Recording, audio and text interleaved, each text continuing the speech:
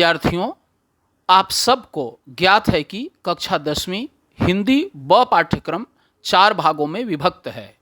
प्रथम भाग अपठित बोध, द्वितीय भाग व्यावहारिक व्याकरण, तृतीय भाग पाठ्यपुस्तक एवं पूरक पाठ्यपुस्तक तथा चतुर्थ भाग लेखन का है, जिसके अंतर्गत सूचना लेखन का अध्ययन भी किया जाएगा। आज हम सूचना लेखन पर विस्तृत चर्चा करेंगे। प्रथम जानेंगे कि सूचना लेखन का क्या अर्थ है। तो सूचना लेखन का अर्थ देखिए, सूचना का अर्थ है लोगों को किसी विषय में या उससे संबंधित जानकारी प्रदान करना अथवा सूचित करना। जनता अथवा संबंधित व्यक्तियों तक किसी भी आदेश को पहुंचाने हेतु उस तथ्य का विवरण लिखना ही सूचना लेखन कहलाता है। इसे एक बार और अच्छी तरह सुने। जनता अथवा संबंधित व्यक्तियों तक किसी भी आदेश को पहुंचाने तथा उस तथ्य का विवरण लिखना ही सूचना लेखन कहलाता है। दूसरे शब्दों में, किसी व्यक्ति अथवा संस्थान की ओर से संबंधित व्यक्तियों अथवा जनसाधारण के सूचनार्थ जारी आदेश ही सूचना है तथा इसका लेखन ही सूचना लेखन है। सूचना लेखन कई प्रकार के होते हैं, जैसे सामान्य सूचना, औपचारिक सूचना, सार्वजनिक सूचना, व्यक्तिगत सूचना इत्यादि। अब हम जानेंगे सूचना लेखन का उद्देश्य क्या है। पहला उद्देश्य है किसी संस्था, विद्यालय, कार्यालय अथवा संगठन के निर्णय एवं आदेशों को जन साधारण तक पहुंचाना। दूसरा उद्देश्य है विभिन्न विषयों पर लोगों को जागरूक करना एवं ताजा जानकारी प्रदान करना। तीसरा उद्देश्य संसार में कार्यशील समस्त तंत्रों के सुचारू संचालन हेतु सूचना लेखन किया जाता है। उद्देश्य के बाद हम सूचना लेखन के प्रकार जानेंगे। सूचना लेखन के कितने प्रकार होते हैं, कितनी तरह की सूचनाएं लिखी जाती हैं। प्रायोगिक दृष्टिकोण से सूचना के कई प्रकार हैं, जिनमें से प्रमुख इस प्रकार हैं। सामान्य सूचना, यह सूचना विद्यालय अथवा संस्थान से संबंधित व्यक्तियों के लिए जारी की जाती है। दूसरा, औपचारिक सूचना, यह किसी गोष्ठी, सभा, कार्यशाला इत्यादि के लिए जारी करते हैं। तीसरा, खोया पाया, किसी प्राणी इत्यादि की जानकारी देने के लिए इसका प्रयोग किया जाता है। चौथा, समाचार हेतु सार्वजनिक सूचना, इसके अंतर्गत नाम परिवर्तन, विवाह, चोरी हुई वस्तु, निविदा, नीलामी इत्यादि के लिए सार्वजनिक रूप से ये जारी करते हैं।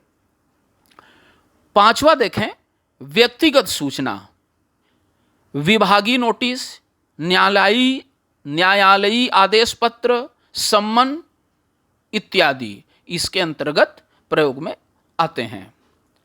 अब जानेंगे सूचना लेखन के प्रारूप हम देखना चाहेंगे और प्रारूप के बाद एक उदाहरण से हम स्पष्ट करेंगे। आपके सामने सूचना लेखन का एक नमूना दिया जा रहा है, जिसके ऊपर में संस्था या संगठन का नाम रहेगा, फिर दिनांक, फिर सूचना लिखा जाएगा, फिर विषय और शीर्षक, उसके बाद फिर विषय वस्तु और उसके बाद नाम, पद, हस्ताक्षर आदि। अब इसको ध्यान में रखते हुए सूचनाओं का जो प्रारूप है उसे सुने।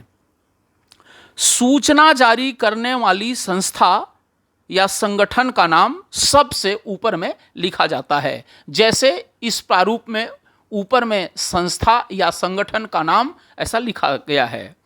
दूसरा, इसके ठीक नीचे सूचना शब्द का प्रयोग किया जाता है।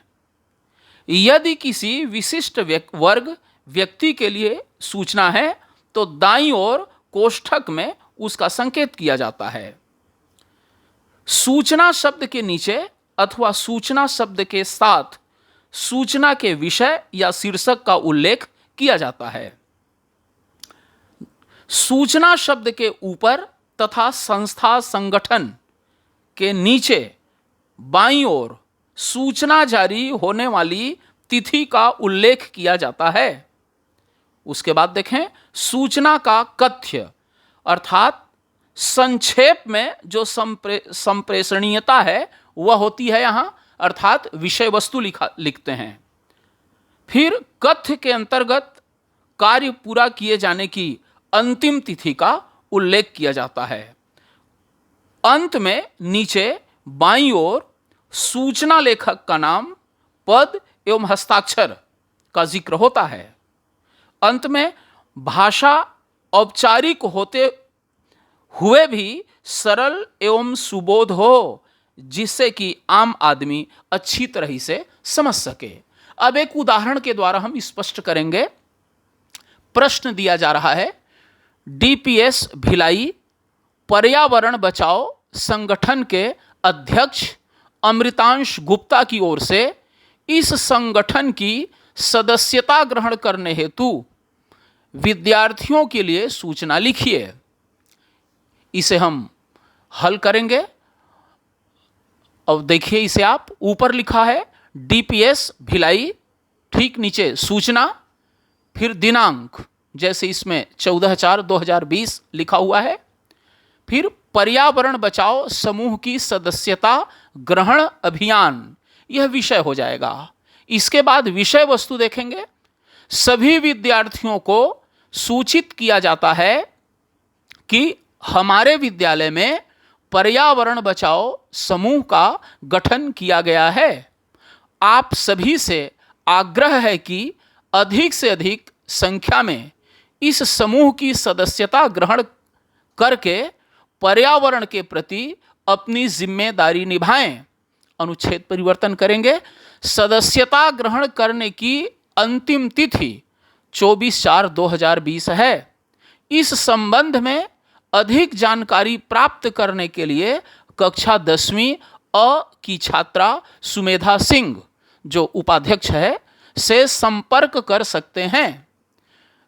अमृतांश गुप्ता, अध्यक्ष पर्यावरण बचाओ संगठन।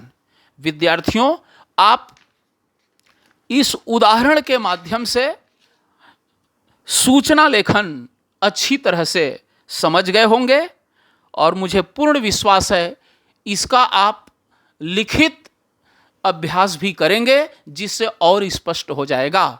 धन्यवाद।